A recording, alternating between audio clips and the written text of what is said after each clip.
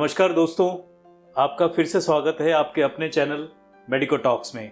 जैसा कि आपको मालूम ही है, every time we are calling some super specialised doctor जिनसे हम लोग आपके भेजे हुए सवालों को रखते हैं। तो जैसा कि आपको मालूम ही है कि इस सीरीज में हमने जैसे पहले आपको इन्फॉर्म कर दिया था कि हम एलर्जी के ऊपर बात करेंगे। उस एलर्जी के ऊपर बात करने के लिए हमारे पास एक very senior doctor is with us, doctor Sahil Abrol.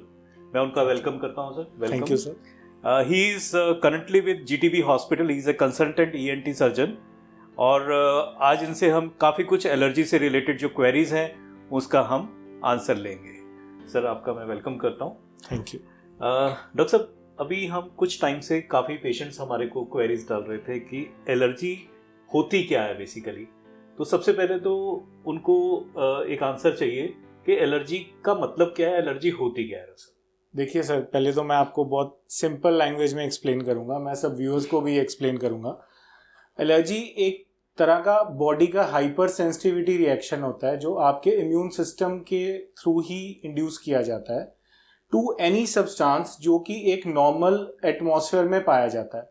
For example, अगर हम एक पोलन का एग्जांपल लेते हैं, एक पेशेंट है जो उस पोलन को नॉर्मली रिस्पॉन्ड कर रहा है, बट सेम टाइम पे दूसरा पेशेंट उस पोलन को हाइपर सेंसिटिविटी रिएक्शन दे सकता है। इस प्रोसेस को हम एलर्जी बोलते हैं। डॉक्टर साहब, जैसे आपने बताया पोलन से रिलेटेड, एलर्जी जो है ये है कितनी तरह की होती, कितनी तरह की है डॉक्टर साहब? सर एलर्जीज बहुत टाइप्स की होती हैं, ठीक है। जो आजकल हम मोस्ट कॉमन एलर्जी देख रहे हैं वो डस्ट एलर्जी देख रहे हैं। बट वैसे अगर हम बात करें तो एलर्जी जैसे कि ड्रग एलर्जी, किसी ड्रग के कारण इंड्यूस की जाए एलर्जी, या फिर किसी फूड के कारण की जाए एलर्जी। जैसे आजकल वीट एलर्जी के केसेस बहुत कॉमन हो रहे हैं। तो any kind of food induce allergy we call it food allergy, ठीक है। फिर डस्ट एलर्जी हो गया, पोलन एलर्जी हो गया। अब pollen allergy is basically inhalational allergy. हम वो पोलन्स को इनहेल करते हैं और हमारी बॉडी उसके अगेंस्ट रिएक्शन दे देती है। वो एक पर्सन के लिए नॉर्मल हो सकता है, दूसरे पर्सन के लिए अबनॉर्मल हो सकता है, ठीक है। तो एक हो गया डस्ट एलर्जी हो गया, पोलन एलर्जी हो गया, ड्रग एलर्जी हो गया, ठीक है, फूड एलर्जी हो गया, as I told you already, ठीक है। There are certain other things also. कुछ लोगों को डाई एलर्जी होती है, जैसे आजकल बहुत कॉमन है कि हेयर कलर जो लोग करते हैं, कई लोग people are allergic to that also, so it could be anything. Allergen could be anything. We just have to be cautious with what we are doing. हम क्या चीज खा रहे हैं, हम क्या चीज पहन रहे हैं, हम किस एटमॉस्फेयर में जा रहे हैं, हमें उस चीजों का ध्यान रखना होगा, क्योंकि हमें नहीं पता कि हमारे लिए ये चीज नॉर्मल है या हमारी बॉडी के लिए एबनॉर्मल है। डॉक्टर साहब, पेशेंट को पता कैसे चलेगा, मतलब उनको सिम्टम्स क्या आते हैं? एलर्जी के मोस्ट कॉमन सिम्टम्स होते हैं वाटरिंग फ्रॉम द आईज, आंखों से ज्यादा पानी निकलना, आंखों में इचिंग होना, खारिश होना आंखों में, नाक से ज्यादा पानी निकलना, नाक में खारिश होना, या फिर सांस लेने में दिक्कत होना। सपोज पेशेंट सुबह के टाइम पे किसी ऐसे एरिया में जाता है जहाँ पे वेजिटेशन पौधे बहुत ज्यादा हैं, तो कई बार पेशेंट को सांस लेने में भी दिक्कत हो सकती है। So this is also one of the symptom, ठीक है। फिर कई बार स्किन एलर्जी हो जाती है पेशेंट को। उसमें क्या होता है कि हमारी स्किन पे अलग तरह के रैश आ जाते हैं, तो वो भी एक एलर्जी का कॉम्पोनेंट ही होते हैं। सो मेनली इसमें कोई बहुत डिफरेंट चीजें नहीं है, but some simple things like watering from the eyes, watering from the nose, excessive itching all over the body, excessive itching over the eyes, nose, difficulty in breathing. These all are the symptoms of allergy. Doctor साहब, हमने जो अब जैसे हमारे को comments आ रहे हैं, हाँ जी, उसमें सबसे ज्यादा लोगों ने वीट एलर्जी को बहुत क्वेश्चंस पूछे हैं जी। क्या is this very common in Punjab? Sir it is very common all over India. Actually क्या है, पहले लोगों को इन चीजों की अवेयरनेस नहीं थी। अब gradually as the time is advancing, people are getting more aware, ठीक है। Therefore more and more cases are coming up. अगर आप पुराने स्टैट्स या रिकॉर्ड्स आप खोल के देखेंगे तो पुराने टाइम पे भी बच्चों को भी ऐसी एलर्जी बहुत होती थी जो चाइल्डहुड में ही डायग्नोस हो जाती थी। But now people are more aware, so हमें इन चीजों के बारे में ज्यादा पता लग रहा है। तो डॉक्टर साहब, इसको हम डायग्नोस कैसे कर सकते हैं? कोई टेस्ट है इस तरह के अवेलेबल? एलर्जी डायग्नोस करने के लिए अलग अलग टेस्ट होते हैं, ठीक है। मोस्ट कॉमनली जो हम टेस्ट करते हैं वो हम skin prick test for allergy करते हैं। That is a gold standard test, मतलब वो पक्का टेस्ट है, ठीक है। उसमें हम अलग अलग टाइप के एलर्जेंस पेशेंट की बॉडी में जस्ट पिन के थ्रू प्रिक करते हैं एंड हमें इंस्टेंट रिएक्शन पता लग जाता है पेशेंट को। ओके, ठीक है, and that is a very safe test, उसमें कोई घबराने वाली बात नहीं होती है। Painful? No, it's not at all painful. Okay, ठीक है, and certain blood tests are also there, right, जिसमें हमें सारे एलर्जी पैनल्स हमें पता लग जाते हैं, whether its food allergy, whether it's dust allergy या कोई और टाइप की एलर्जी है, तो whether it's any drug allergy और एलर्जी टू एनी फंगस, तो वो अलग अलग पैनल्स होते हैं। तो हमें ब्लड टेस्ट से भी पता लग जाता है, स्किन प्रिक टेस्ट से भी पता लग जाता है, but still I would say कि जो स्किन प्रिक टेस्ट है that is a gold standard test for allergy. Okay, yes. तो डॉक्टर साहब जैसे किसी को पता चल गया, उसको डायग्नोस हो गया जी, तो क्या इसका इलाज है, कोई ट्रीटमेंट है ऐसा? यस, देखिए जो भी एलर्जी के पेशेंट्स हैं उनको एक चीज़ का ध्यान रखना होगा कि जो एलर्जी है it is like diabetes and sugar. आप हम इसको कंट्रोल करके रख सकते हैं, हम इसको पक्की तरीके से बॉडी से मिटा नहीं सकते हैं। ओके, ठीक है, राइट। लाइक हमें डायबिटीज़ और डायबिटीज़ हाइपरटेंशन के लिए मेडिसिन लेनी पड़ती है, तो हमें एलर्जी के लिए भी मेडिसिन लेनी पड़ेगी, स्पेशली उस टाइम पे जब ट्रिगर्स होते हैं। ओके, ट्रिगर्स कैसे होते हैं? जैसे वेदर चेंज हो गया या आपको एक्सपोजर हो गया किसी और चीज़ से, या कुछ लोगों को परफ्यूम या कोई fragrance as an trigger act करती है, तो हमें उस टाइम पे हमें मेडिसिन लेनी पड़ेंगी।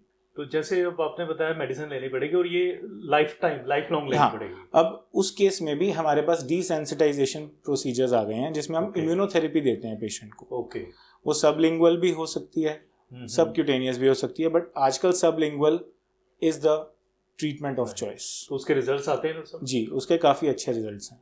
ओके, तो जैसे अभी आप वीट एलर्जी की बात कर रहे थे कि दिस इज वेरी कॉमन, उसका क्या बेसिक इलाज है सब? उसमें भी यही उसमें तो बेसिकली देखो किसी भी एलर्जी का होता है कि हमें एलर्जन अवॉइड करना होता है। ओके, मतलब वो वीट अवॉइड करें। तो हमें ग्लूटेन फ्री फूड्स जैसे वो चीज़ें हैं वो हमें यूजुअली लेने पड़ेंगे उस केस में। ओके, ऐसा नहीं हो सकता कि हम मेडिसिन भी और ट्रीटमेंट भी लें और साथ में सपोर्टिव ट्रीटमेंट तो सर हमें देना ही पड़ेगा साथ में। अच्छा, नहीं, आई मीन टू से कि हम वो ट्रीटमेंट भी दे रहे हैं तो साथ में क्या वो वीट ले सकता है या नहीं?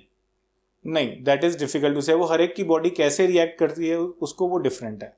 सो डॉक्टर साहब इसी प्रोसेस में ना एक चीज़ और हमारे सब लोगों के दिमाग में आ रही थी और क्वेश्चंस भी इस तरह से आए थे कि कोई पेशेंट ऐसा है जिसको क्या पॉसिबिलिटी है उसको बचपन में कुछ नहीं हुआ, but over the years 40-50 years की एज के बाद जाके क्या कुछ चांसेस हैं कि उसको एलर्जी हो जाए?